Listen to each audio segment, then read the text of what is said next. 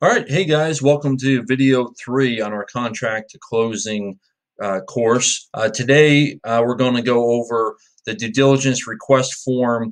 After you get through the inspection process, how do you fill out a due diligence request form, and the communication throughout this process, and then the repair verifications. Okay, so let's get into it. So last video we went through getting all the due diligence done, all the inspections completed.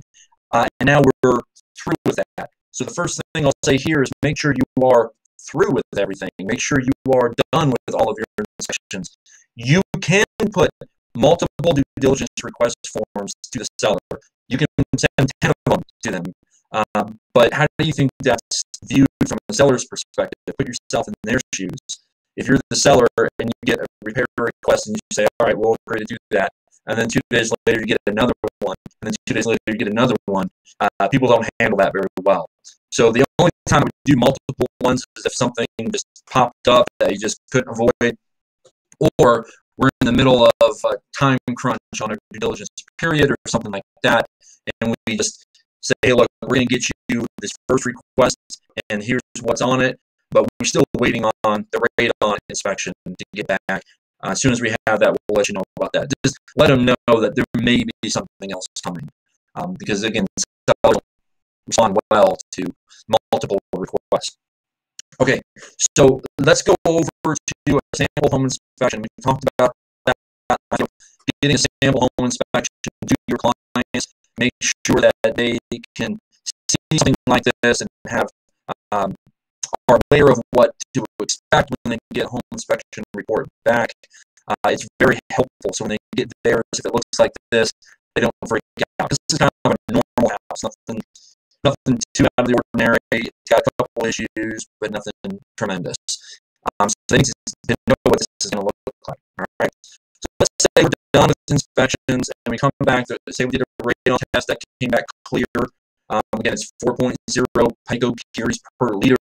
So if it's a 3.8, it's in the clear. If it's a 5, it's not in the clear.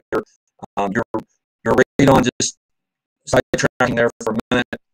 If the radon test comes in high, even at a 5 or 6 or 7, not a huge number, but still over 4, the recommendation is to get a radon mitigation system put in. But it's important that you know what that costs. A typical radon mitigation system is going to cost between $1,000 and $1,500. Most of them are around about $1,200. Okay, so it's not the end of the world. It's not $10,000, $15,000. It's usually about $1,200 to get that fixed. And all it is they go underneath the foundation, and you get a fan in there that sucks the air out and keeps the radon from coming up into the house. So pretty simple system. Works really well. All right, so again here we've done all of our due diligence, HVAC inspections, all that. But here's what we're looking at on our home inspection here. Zoom in here a little bit and say, the important thing to talk to your buyer about is that we're looking for the major items. We're not looking for small little things that pop out. They have to list as a home inspector. They have to list every little thing, like this here. They're looking at a torn shingle on the edge. Oh, okay, that's not really that big of a deal. But it really irritates me as a listing agent when a buyer agent can point out something like this one here. The receptacle is located on the living room wall just outside the dining room, the upstairs hall bathroom, or they're loose, a little bit loose. Who cares, right? I mean, it's up to your buyer. Your buyer can request it if they want, but try to get them not to, because that's just simply taking a little screwdriver and adjusting it and making it wrong again. But again, it's up to the buyer. So, but we don't want them to focus in on these sort of items. We want them to focus in on the heating unit not working or something major like that. Okay. So we're going to go through here now. As we're doing the repair request, I want you to pay attention to what's listed. And every inspection report, every company is a little bit different. They all have something similar like this. But I'll say like E2 1.1, E5 1.1, F1 1.1, H1 4.1. It'll give you a number reference. All right. So what we want to do is we want to go through this with the buyer, see what items they want to request, out, we're going to put those numbers in here. And here's why. We have this big blank section, which is just begging for us to write something in it. But as you know, we can't write legal language in contracts. And this is a contract between the buyer and the seller. So we're not allowed to write anything in here. But the example that we are allowed to do is place things like this. We can say, based on buyer request, seller request the following, and then we type in here based on home inspection report from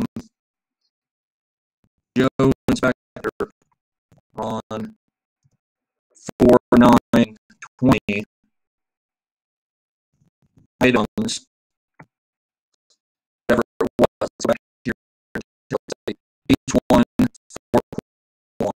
Say H1 4.1 and whatever G2 5.6, something like that. Okay, and maybe usually this might be a little bit more than that. It might be 4 or 5 numbers, 10 or something like that. But you just write that in there with the numbers, and now you haven't written anything. You're just referencing the inspection report, and so all the language that's in here by the home inspector we're referencing. So we're not saying anything else. We're just simply referencing that number. All right. You can put other language in there if your client wants to write it, or they have an attorney write something that we want to put in there. But if your client wants something else in there, they need to be the ones to write it, and they need to email it to you, and you simply copy and paste it in there. Okay, so we can't go with anything other than a copy and a paste. All right, so this is the only other way we write something. Okay, so what other items might come up in diligence request and during this time? A lot of times buyers don't want the seller to make the repair, and rightfully so, because if you're the seller, just human nature, if you're the seller and you're on your way out of the house, and you know you won't live in that house but for another 20 days, it's possible that you don't hire the best possible people, you don't overpay for repairs, you maybe try to shortcut some things. You know, it's human nature, so it's just reasonable that a buyer may say, well, we got a few items here, but we don't really want the seller to make the repairs. We'll make the repairs ourselves, but we want some compensation for that. So how do we do that? Well, you can agree to a couple of things. I mean, there's numerous ideas, but the two major things that are used is simply using the 4T form, the amendment to the contract. Let's pull that one up here while I'm talking. The 4T amendment to the contract, and just add in for closing costs, change the closing cost amount, or change change closing cost amount, or change the purchase price, right? Most of the time, the buyers don't want to change the purchase price, they want to change the closing costs, because closing cost money is money coming out of their bank account on the day of closing, and by saving that money, it gives them the actual cash in hand to make those repairs. Whereas if we just take the purchase price off the house, if they're doing a loan, it doesn't really save them that much money right now. Right? So those are a couple of the issues involved there. I don't want the screen here. I apologize. All right, let's see if we can go back to 4T. All right, here's the 4T. Let's take a look at that one. All right, so with 4T, we can change the expenses, the costs. Say they're at 0 now. I want to change those to $4,000 in closing costs, whatever it might be. We can add those in right there. It's important that we don't put too much in the closing costs, that we're talking to the lender and we know what the closing costs would look like for the buyer. For example, if we were to put in here $7,000 in closing costs, but the closing costs ended up being only $4,500 for our buyers. Our buyers were only going to save the $4,500. They're not going to get that other money back. So make sure we don't put too high a number in there. Okay. There's a couple of other options when we're talking about doing, find ways to compensate the buyers or repairs. Like we mentioned, first price, you can change that. The other little options that you should be aware of and you'll run into with more experience in real estate, where the seller will escrow money with the attorney. Say we got to replace an HVAC system, and we get a quote, and the quote is $8,500. Okay, so we don't want to do that. We don't have time to do it before closing or whatever the situation might be. So the seller will escrow the money with the attorney, and then after closing, we get the work done. And once that work is done, the attorney writes a check directly to the contractor, and that way they pay it outside of closing and all that good stuff. Okay, so that's another way to do it. The other way is to have a check written at closing from the attorney's office or even from the seller directly. That check goes to the contractor that we have a quote for, and the check is given physically to the buyer. The buyer holds on to the check, and then once the work is done, the check goes out to the contractor. That's another way to do it. The one thing that we absolutely cannot do when there's a loan involved is have a check written from the seller to the buyer, unless the lender knows all about it and we have in writing from the lender that they know about it and they're okay with it. All right. If you don't have that, that's called loan fraud, and it's a problem. It's a federal problem. Okay. So don't do that. I have been in transactions where I have heard whispers from a lender saying, "Okay, just do what you got to do. Just don't tell me what you're doing." No, don't get involved in that. That's a federal crime. Maybe that particular broker doesn't care, but if you go down, you go down, the client goes down, we're all going to care at that point. So if you hear whispers that, well, just don't tell me what you're doing, just stop. I don't care if it blows up the deal. I don't care if it hates you. It's the right thing to do to avoid a federal crime. All right. So if you ever hear whispers of that, I have heard that in the past. I've heard people saying, don't worry about it. Just don't tell me what you're doing. I'm not going to get involved in that. Okay. So if you ever hear that, be aware and stop that from happening. All right. So again, when you're doing the due diligence request, you use that request form and filling out the numbers of the letters or however that goes. And sometimes it's a renegotiation, right? It's a renegotiation. So you have to work through that process and come to a final agreement. Make sure it's always signed in writing, right? We might have an agreement verbally with people. That doesn't mean anything unless it's signed in writing, right? And it is so critical that you don't write the language that is in the repair request. Some stories that I have on that, but the one that I like to tell oftentimes is where a client wanted a room painted a beige color, and so this was a long time ago. I wrote into the contract, hey, yeah, all right, we want it painted a beige color, and they did that, and then of course it's not the right beige color. So any kind of paint colors, things like that, I mean, it needs to be in writing that from the client on what they want. Ideally, on a paint, there should be some sort of actual Lowe's or Sherwin-Williams or some kind of paint number that is used so that everybody's on the same page there. Okay, so just don't write anything into those contracts. All right, again, throughout this process, while you're going through due diligence requests, make sure you're communicating with everyone involved throughout. All right, just because you finished up the due diligence request form and you're like, all right, we're moving to closing, maybe, maybe not.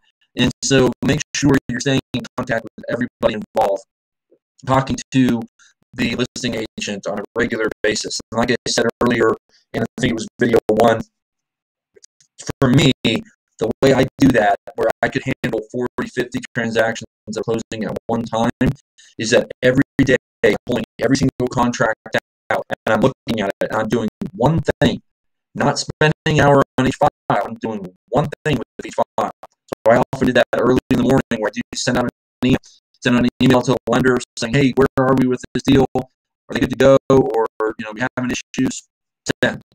And the next day on the same file, maybe I'll email the closing attorney. Hey, where are you guys with the title work on this? Send.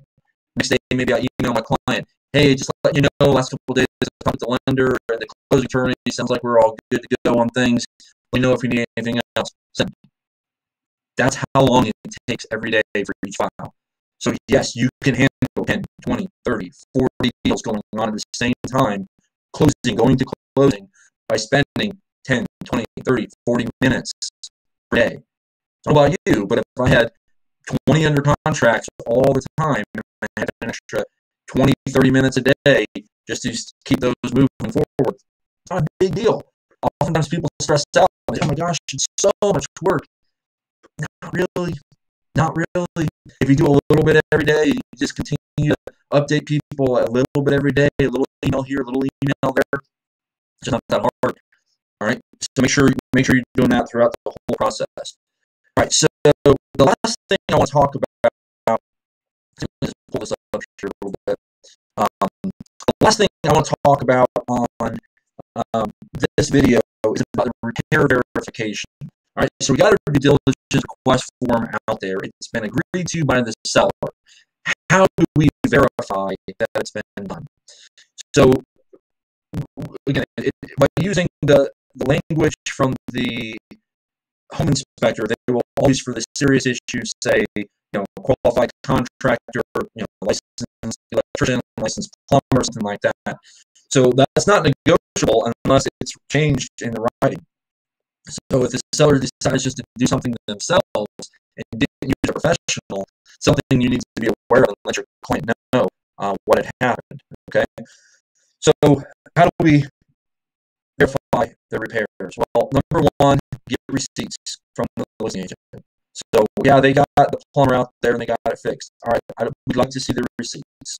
That's a reasonable request. We had a plumber.